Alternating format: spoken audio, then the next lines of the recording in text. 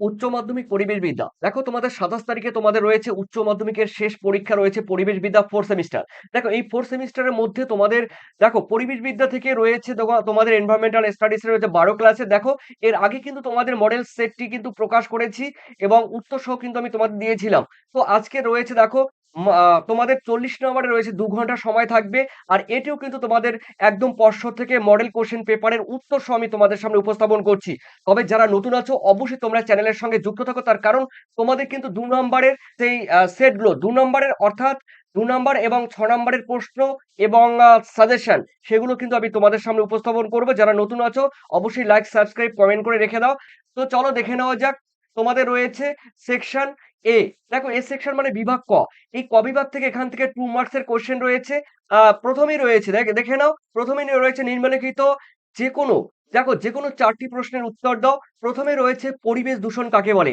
দেখো পরিবেশ দূষণ সম্পর্কে নতুন করে কিছু বলার দরকার নেই। এর আগে অসংখ্য ভিডিওতে আমি কিন্তু তোমাদের বলেছি যে আমাদের প্রাকৃতিক পরিবেশের মধ্যে রয়েছে যে ভৌত, রাসায়নিক কিংবা জৈবিক যে উপাদানগুলো রয়েছে, বায়ু, জল, মাটি এগুলো বিষাক্ত কিংবা ক্ষতিকর কিংবা অবাঞ্ছিত, অকাঙ্ক্ষিত পদার্থ মিশে তার স্বাভাবিক ভৌত গুণাগুণ নষ্ট করে দেয়। তখন তাকে বলা হয় কিন্তু পরিবেশ দূষণ। ঠিক আছে? বিভিন্নভাবে পরিবেশ দূষণ হতে পারে।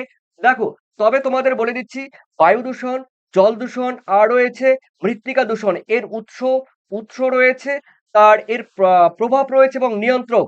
৩ টে থেকে কিন্তু একটা কোশ্চেন পাবে। তবে তেজস্ক্রিয় দূষণও কিন্তু তোমাদের রয়েছে, সেটাও কিন্তু তোমাদের ভাইটাল। ঠিক আছে? তো দেখে নাও। অন্যদিকে তো ওজোন স্তর রয়েছে, তারপরে গ্লোবাল ওয়ার্মিং বা গ্রিন হাউস রয়েছে, সেগুলো থেকে কোশ্চেন থাকবেই পরীক্ষায়। দেখো, প্রথমে রয়েছে বায়ু দূষণের ২ টি প্রধান উপাদান কি? দেখো বায়ু দূষণ। এই বায়ু দূষণ তোমরা কোশ্চেন একবার পড়বে। যানবাহন থেকে ধোঁয়া হয়ে গেল মুখস্থ তোমাদের। শিল্প, কলকারখানা কারখানা এবং বিদ্যুৎ কেন্দ্র থেকে বায়ু দূষণ হয়। এগুলো নতুন করে কিছু বলার নেই। এরপরে জলের মান, জলের গুণগত মান যাচাই করার জন্য ২ টি গুরুত্বপূর্ণ স্থিতি মাপ তোমাদের লিখতে হবে। দেখো প্যারামিটারস রয়েছে এখানে, রয়েছে পিএস এর সাহায্য করা হয়। অন্যদিকে রয়েছে দেখো দ্রবীভূত অক্সিজেন রয়েছে, এগুলো কিন্তু মাপা হয়। আ জলে কতটুকু দ্রবীভূত অক্সিজেন রয়েছে সেগুলো কিন্তু মাপা হয়। এর ফলে গুণগত মান কিন্তু বিচার করা হয়। গ্লোবাল ওয়ার্মিং বা বিশ্ব উষ্ণায়ন কাকে বলে? তারপরে রয়েছে দেখো তোমাদের বিশ্ব উষ্ণায়ন কথার মানে কিন্তু দেখো বলে দিচ্ছি। মানে সারা বিশ্ব জুড়ে বা মানে গ্রিন হাউস গ্যাস অত্যাধিক পরিমাণে বৃদ্ধি পাওয়ার ফলে পৃথিবীর গড় তাপমাত্রা যে বৃদ্ধি পাচ্ছে, সেই গড় তাপমাত্রা বৃদ্ধিকেই বলা হয় গ্লোবাল ওয়ার্মিং বা ভূ উষ্ণায়ন। এরপরে দেখে নিচ্ছি তোমাদের রয়েছে দূষণজনিত রোগের একটি উদাহরণ দাও। দেখো দূষণজনিত রোগের একটি উদাহরণ কথার মানে কিন্তু দেখো রয়েছে তোমাদের হাঁপানি বলতে পারো, অ্যাজমা বলতে পারো। এর কারণগুলো কিন্তু আমি লিখে দিয়েছি। যারা পিডিএফ নেবে, এখনো তোমরা যারা পিডিএফ নেওনি পিডিএফ, তো পিডিএফ এ তোমরা মডেল কোশ্চেন সেটের সাজেশন দেখো, সাজেশন তোমরা পাবে, সাজেশন পাবে। সাজেশন প্লাস তোমরা আ সাজেশনের সঙ্গে প্লাস পাবে তোমরা যেই মডেল কোশ্চেন সেটের ২ টো সেট আছে, সেই ২ টো সেই দুটো সেটের উত্তর, দুটো সেটের উত্তর পাবে, সাজেশন পাবে। যারা নেবে একদম তোমরা 45 পেমেন্ট করলে কিন্তু তোমরা পেয়ে যাবে। আর মেইন পিডিএফ, আমার যে মেইন পিডিএফ সাজেশন উত্তর, এই দুটো পিডিএফ তোমরা যদি নিতে চাও, সেই পিডিএফ নিতে গেলে কিন্তু তোমরা জাস্ট তোমাদের কিন্তু ৪০ টাকা পেমেন্ট করলেই কিন্তু তোমাদের হয়ে যাবে। ঠিক আছে? মেইন পিডিএফ ৪০ টাকা পেমেন্ট করলেই হয়ে যাবে। আর মডেল কোশ্চেন সেট পেমেন্ট করতে হবে তোমাদের কিন্তু দেখো 45 রুপিস। তাহলে উত্তর সহ তোমরা পেয়ে যাবে। টোটালি উত্তর পেয়ে যাবে। আর যারা নাওনি এখনো, যারা নিয়েছো অবশ্যই তোমাদের কমপ্লিট হয়ে গেছে। তো যারা নাওনি আমি বলব 7890440416 এই নাম্বারে তোমরা হোয়াটসঅ্যাপ করবে। ঠিক আছে? আর এই নাম্বার হোয়াটসঅ্যাপ করলে কিন্তু তোমরা অবশ্যই তোমাদের কিন্তু পিডিএফ যদি নিতে চাও অবশ্যই হোয়াটসঅ্যাপ করলে তোমরা ডিটেইলস জানতে পারবে। আর অবশ্যই তোমাদের পরে রয়েছে দেখো তোমাদের রয়েছে মৃত্তিকা দূষণের নিয়ন্ত্রকের পদ্ধতি। দেখো মৃত্তিকা তো দূষণ হয়। মৃত্তিকা দূষণে জৈব সার ব্যবহার করতে হবে, রাসায়নিক সারের ব্যবহার কমাতে হবে। তারপরে রয়েছে বজ্র পুনর্ব্যবহার। দেখো যে সমস্ত অবাঞ্ছিত বস্তু বা দূষিত পদার্থ যখন আমরা মাটিতে ফেলি, তাকে পুনর্ব্যবহার করতে হবে, রিসাইকেল করতে হবে, রিউজ করতে হবে, সঠিক ব্যবস্থাপনা করতে হবে। এরপরে রয়েছে দেখো তোমাদের ওজোন স্তর ধ্বংসের বা হ্রাসের বা আ চির ধরা কিংবা ফাটল কিংবা ধ্বংস যেটি বললাম অবনমন। দুটি ক্ষতিকারক প্রভাব উল্লেখ করতে হবে। দেখো বায়ুমণ্ডলের যে ওজোন স্তর রয়েছে আর স্ট্রাটোস্ফিয়ারের 15 থেকে 30 কিলোমিটারের মধ্যে এর ঘনত্ব সবথেকে বেশি স্ট্রাটোস্ফিয়ারে। এই স্ট্রাটোস্ফিয়ারের 15 থেকে 30 কিলোমিটারের মধ্যে যে ওজোন স্তর রয়েছে তাকে কিন্তু ওজোন ওজোন যেই রয়েছে ওজনের পরিমাণ সর্বাধিক থাকে তাকে কিন্তু ওজোন স্তর বলা হয়। দেখো তবে এই ওজোন স্তরের দেখো ধ্বংসের বা ক্ষয়ের কারণগুলো কিন্তু রয়েছে দেখো, এর কারণ তো অসংখ্য রয়েছে।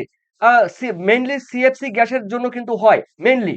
এরপরে দেখো দুটি ক্ষতিকারক প্রশ্নে বলেছে দুটি ক্ষতিকারক প্রভাব।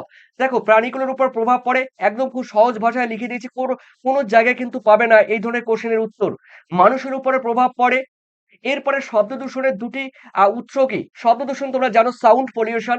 সাউন্ড পলিউশন মানে তোমরা যানবাহন থেকে শব্দ দূষণ হয়, শিল্প বা কলকারখানা যাদের কলকারখানার পাশে বাড়ি আছে কিংবা যাদের এয়ারপোর্টের কাছে যাদের বাড়ি আছে, এয়ারপোর্ট নেতাজি সুভাষচন্দ্র এয়ারপোর্টের কাছে যাদের বাড়ি আছে, শিল্প কলকারখানা রয়েছে, তারপর বিমান থেকে শব্দ দূষণ, যানবাহন থেকে শব্দ দূষণ কিংবা বিভিন্ন অনুষ্ঠানে বা যে সমস্ত অনুষ্ঠানগুলো হয়, তো সেই অনুষ্ঠানে যেমন কালীপুজো, তারপরে লক্ষ্মী পুজো, তারপরে দুর্গাপুজোর সময় কিন্তু এই সাউন্ড পলিউশন কিন্তু হয়ে থাকে।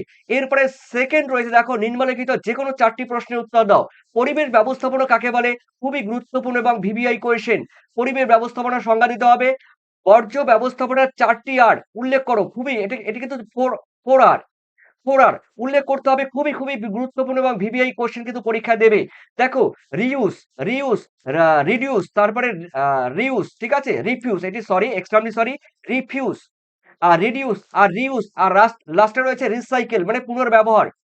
জল দূষণের নিয়ন্ত্রণের দুটি আইন উল্লেখ করো। দেখো জল দূষণের নিয়ন্ত্রণ ১৯৭৪ সালে করা হয়, ১৯৮৬ সালে করা হয়। এরপরে রয়েছে দেখো ওয়াইল্ড লাইফ মানে বন্যপ্রাণী প্রোটেকশন, প্রোটেকশন মানে রক্ষা। বন্যপ্রাণী রক্ষার আইন বা বন্যপ্রাণী নিয়ন্ত্রণ আইন। ১৯৭২ এর দুটি উদ্দেশ্য লেখো। কি উদ্দেশ্যে বন্যপ্রাণী দেখো প্রোটেকশন করা হবে? দেখো এখানে রয়েছে অর্থাৎ সুরক্ষা করা হবে। বন্যপ্রাণীর শিকার এবং বাণিজ্য বন্ধ হবে। তাতে আমাদের পরিবেশের ভারসাম্য বাস্তুতন্ত্র রক্ষা পাবে। এরপরে রয়েছে দেখো তোমাদের বাসস্থানের সংরক্ষণ। মানে বাসস্থান বলতে শেল্টার রয়েছে সেই শেল্টারের কনজারভেশন হবে। মা উদ্ভিদ এবং প্রাণীদের যে বাসস্থান রয়েছে সেই বাসস্থানের আ ধ্বংস আস্তে রক্ষা পাবে। ঠিক আছে? তার জন্য কিন্তু করা হয়। এরপরে রয়েছে উমতে রয়েছে পরিবেশ ব্যবস্থাপনার একটি সামাজিক, একটি নৈতিক দৃষ্টিভঙ্গি আলোচনা করো। সামাজিক দিকটি দিয়েছি দেখো, অংশগ্রহণ এবং জনসচেতনতা বৃদ্ধি করতে হবে। নৈতিক দৃষ্টিভঙ্গি দিয়েছি ভবিষ্যৎ প্রজন্মের প্রতি আমাদের প্রত্যেকের দায়িত্ব রয়েছে। এরপরে রয়েছে চ মানুষ বায়ু দূষণ নিয়ন্ত্রণের জন্য কোন আইন প্রযোজ্য তা লিখতে হবে। বায়ু দূষণ কিন্তু ১৯৮১ সালে করা হয়। দেখো কেন্দ্রীয় এবং রাজ্য সরকার। ঠিক আছে? আম ধরো উম রয়েছে দেখো pollution control board, PCB, pollution control board. ঠিক আছে? রয়েছে কিন্তু এটা। এরপরে রয়েছে দেখো তোমাদের হ্যাঁ, main PDF chapter wise suggestion with answer. দেখো ভিবিআই ট্রিপল রয়েছে।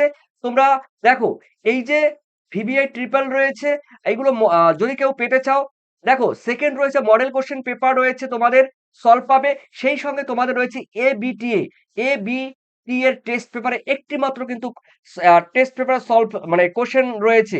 মডেল মানে কোয়েশ্চেন পেপার একটি রয়েছে কিন্তু এবিটি, সেটি কিন্তু সলভ পাচ্ছ মানে পর্ষদের মানে সমাধান বা সলভ পাচ্ছ। অন্যদিকে তোমরা পাচ্ছ কিন্তু আমার মেইন পিডিএফ। যারা নেবে অবশ্যই হোয়াটসঅ্যাপে এই নাম্বারে পেমেন্ট করতে হলে এই নাম্বারে যোগাযোগ করবে, একটু আগে বলেছিলাম। এরপরে রয়েছে দেখো এনভায়রনমেন্টাল প্রোটেকশন অ্যাক্ট, পরিবেশ নিয়ন্ত্রণ আ রক্ষা আইন। দেখো পরিবেশ সুরক্ষা আইন ১৯৮৬ দুটি উদ্দেশ্য উল্লেখ করো। খুবই গুরুত্বপূর্ণ ভিভিআই কোয়েশ্চেন। দেখো পরিবেশ সুরক্ষা আইনের উন্নতি, দূষণ নিয়ন্ত্রণ এবং দূষণকারীকে শাস্তি প্রদান করা। এরপরে যতে রয়েছে দেখো পাবলিক দেখো লিবে লিয়েবিলিটি ইন্স্যুরেন্স অ্যাক্ট ১৯৯১ এর উদ্দেশ্য কি? দেখো আইনটির উদ্দেশ্য এবং বৈশিষ্ট্য দিয়েছি। দ্রুত আর্থিক সহায়তা করতে হবে। বিপজ্জনক শিল্পের জন্য বাধ্যতামূলক বীমা বা ইন্স্যুরেন্স চালু করতে হবে এগুলো। সেকশন তোমাদের রয়েছে বিশদ রয়েছে দেখো তোমাদের রচনাধর্মী প্রশ্ন মার্ক কিন্তু ৬ তোমরা জানো। সেখানে রয়েছে ৬ দুগুণ ১২, ঠিক আছে? তো আমরা দেখে নিচ্ছি। অন্যদিকে দেখো রয়েছে তোমাদের ৮ দুগুণ ১৬ রয়েছে দেখো ২ নম্বরের ২ নম্বরে রয়েছে ১৬ আর এদিকে রয়েছে মানে হ্যাঁ, দেখো এখানে রয়েছে তোমাদের এখানে হ্যাঁ, এখানে রয়েছে দেখো তোমাদের রয়েছে নম্বরে রয়েছে ২টি। এখানে কিন্তু ৬ নম্বরে তোমাদের ২টি করতে হবে।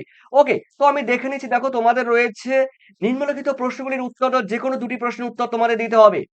দেখে নিচ্ছি আমি তোমাদের প্রথম কোয়েশ্চেন, ওজোন ওজোন হ্রাস, তারপরে আল্ট্রাভায়োলেট বিকিরণ মানে অতি বেগুনি রশ্মির বিকিরণ এবং জলবায়ুর পরিবর্তনের মধ্যে সম্পর্ক বিশ্লেষণ করো এবং এর সমস্যাগুলো কমানোর জন্য দুটি আন্তর্জাতিক উদ্যোগ উল্লেখ করতে হবে।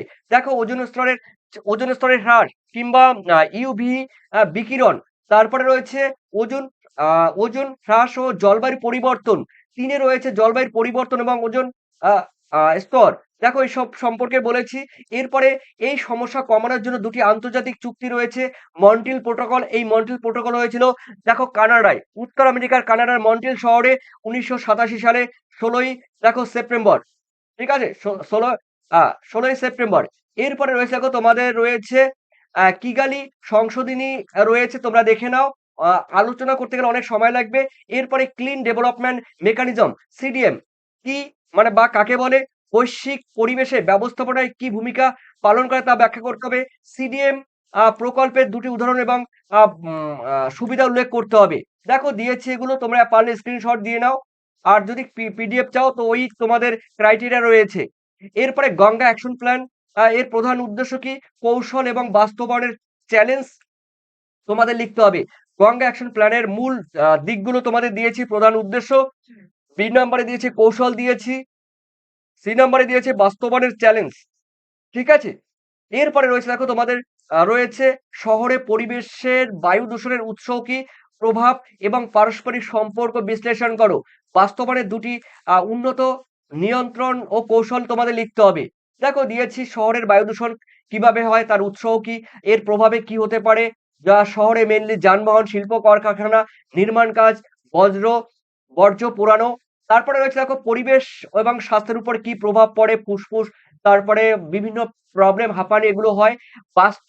বাস্তবায়নযোগ্য উন্নয়ন নিয়ন্ত্রণ কৌশল কোনগুলো রয়েছে, দেখো রয়েছে লো ইমিশন জোনস মানে ইমিশন মানে নির্গমন হয়, মানে কম করে নির্গমন করতে হবে। যে সমস্ত জায়গা থেকে দূষণ হচ্ছে তার লো ইমিশন মানে নির্গমন হচ্ছে যে সমস্ত দূষক পদার্থগুলো, তাকে কমাতে হবে। তারপরে নির্মাণ কাজে ডাস্ট সাপ্রেশন ও আধুনিক প্রযুক্তি ব্যবহার করতে হবে।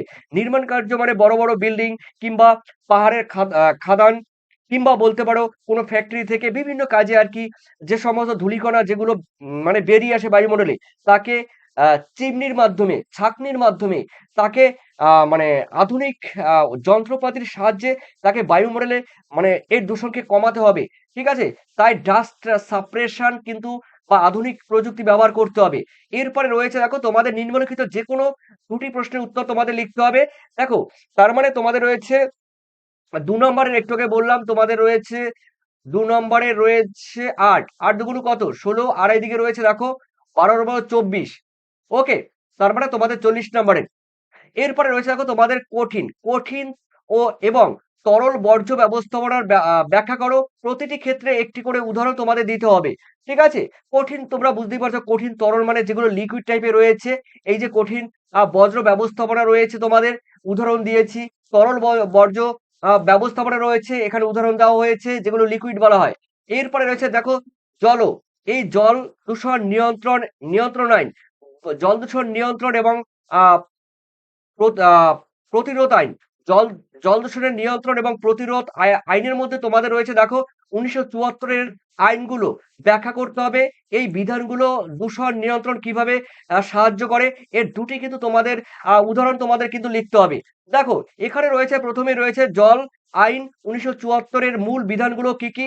দেখো এগুলো কিন্তু দিয়েছি, বোর্ড গঠন ও ক্ষমতা, তারপরে দূষণ নিষেধাজ্ঞা, সম্মতি বাধ্যতামূলক, নজরদারি এবং জরিমানা ব্যবস্থা। ঠিক আছে? এরপর আমরা দেখে নিচ্ছি, দেখো দূষণ নিয়ন্ত্রণে এই বিধানগুলোর ভূমিকা উল্লেখ করতে হবে। দেখো দূষণ কন্ট্রোল করবে, কি করে নিয়ন্ত্রণ করবে তার বিধান, তার জন্য কিছু আইন আনতে হবে, আইন। ঠিক আছে? যেমন শিল্প বর্জ্য নিয়ন্ত্রণ রয়েছে, আইনি ব্যবস্থা এবং শাস্তির ভয় দেখাতে হবে। ঠিক আছে? এরপরে রয়েছে দেখো তোমাদের মোটর ভেহিকল অ্যাক্ট ১৯৮৮, ৮৮ তে মানে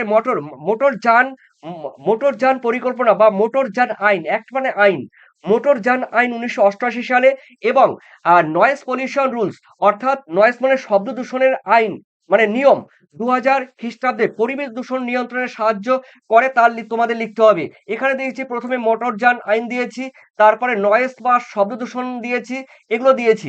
এরপরে রয়েছে দেখো তোমাদের ঘ কেন পরিবেশ ব্যবস্থাপনা সমাজের সম্বন্ধিত দায়িত্ব হিসাবে বিবেচনা করা হয় তাও তোমাদের লিখতে হবে 6 নম্বরে। কিন্তু প্রথমে কিন্তু একটু ভূমিকা তোমরা অবশ্যই লিখবে।